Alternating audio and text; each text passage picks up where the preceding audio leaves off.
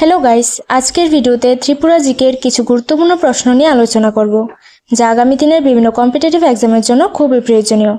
চলুন দেখে নেওয়া যাক আজকের প্রথম প্রশ্ন কি। আজকের প্রথম প্রশ্ন হলো, দুর্গমণি উজির ষষ্ঠ লহরের কাহিনী কাকে শোনান? উত্তর হলো মহারাজা কৃষ্ণকিশোর মাণিক্যকে। তারপরের প্রশ্ন হলো, শ্রীহট্টের ভট্ট ব্রাহ্মণ কাদের বলা হতো? উত্তর হলো রাজমেলার সম্পাদক বনেশ্বর ও শুক্রেশ্বরকে। তারপরের প্রশ্ন হলো, রাজমেলার প্রথম লহরের বক্তাগণের কথা কোন রাজা শুনেছিলেন? উত্তর হলো ধন্যমাণিক্য। তারপরের প্রশ্ন হলো, দ্বিতীয় লহরের রাজকাহিনী বর্ণনাকারী বক্তার নাম কি? উত্তর হলো রণচতুর নারায়ণ। তারপরের প্রশ্ন হলো, রাজমেলার চতুর্থ লহর কোন কোন রাজার কাহিনী স্থান পেয়েছে? উত্তর হলো গোবিন্দমাণিক্য এবং কৃষ্ণমাণিক্যের।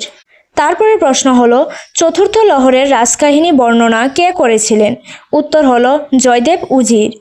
এরপরের প্রশ্ন হলো, পঞ্চম লহরের কাহিনী দুর্গামণি উজির কাকে শ্রবণ করান? উত্তর হলো কাশীচন্দ্র মাণিক্যকে। তারপরের প্রশ্ন হলো, ষষ্ঠ লহরের রাজকাহিনী রাজাকে কে বর্ণনা করেন? উত্তর হলো দুর্গামণি উজির।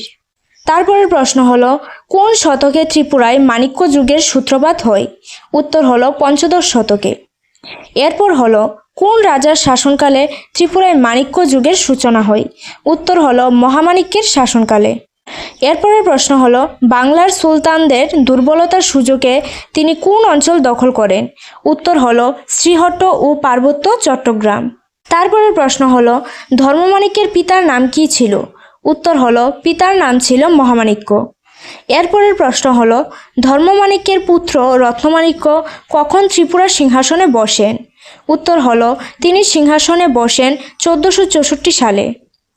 এরপরের প্রশ্ন হলো, রত্নমাণিক্য তার শাসনকালে প্রথম কিসের প্রচলন করেন? উত্তর হলো মুদ্রার প্রচলন করেন। পরের প্রশ্নটি হলো, রত্নমাণিক্যের রাজধানী ত্রিপুরার কোন অঞ্চলে ছিল? উত্তর হলো উদয়পুরের রত্নপুর অঞ্চলে ছিল।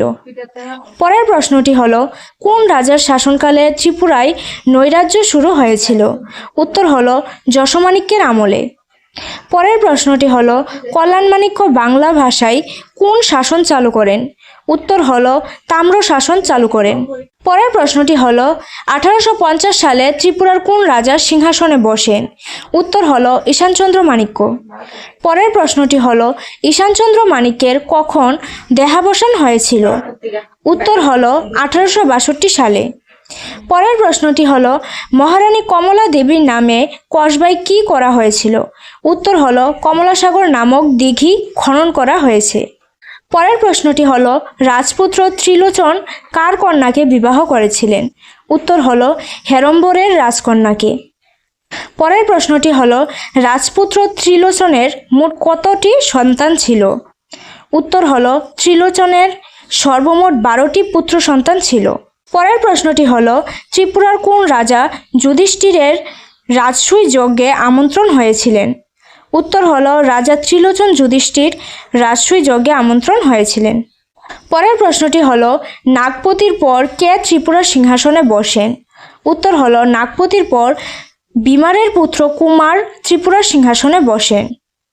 পরের প্রশ্নটি হলো, ইতিহাসে তথ্যানুযায়ী ত্রিপুরার কোন রাজা প্রথম মাণিক্য উপাধিতে ধারণ করেছিলেন?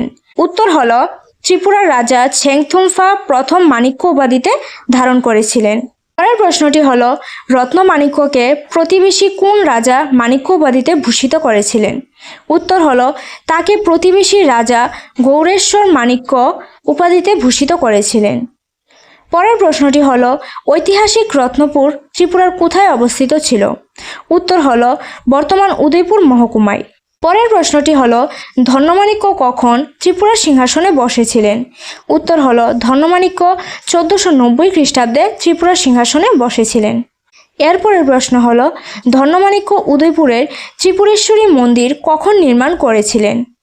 উত্তর হলো 1501 সালে তিনি ত্রিপুরেশ্বরী বা ত্রিপুরা সুন্দরী মন্দির নির্মাণ করিয়েছিলেন।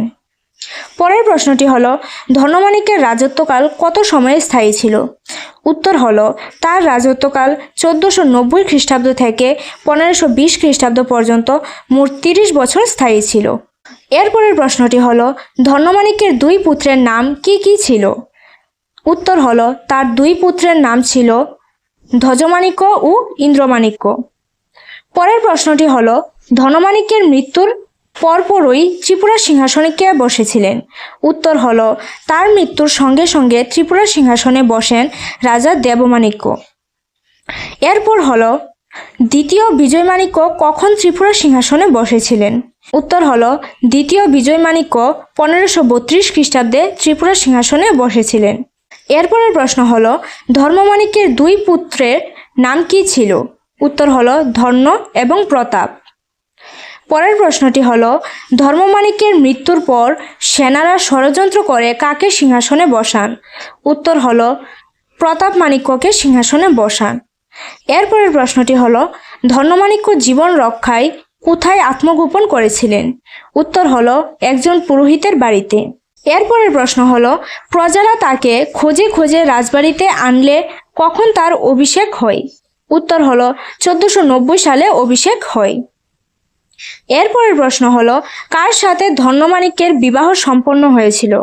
উত্তর হলো বিবাহ হয়েছিল কমলা দেবীর সঙ্গে। এরপরের প্রশ্ন হলো কত সালে ধর্মমাণিক্য চট্টগ্রাম পূর্ণ দখল করে বীরত্ব দেখান? উত্তর হলো 1514 সালে।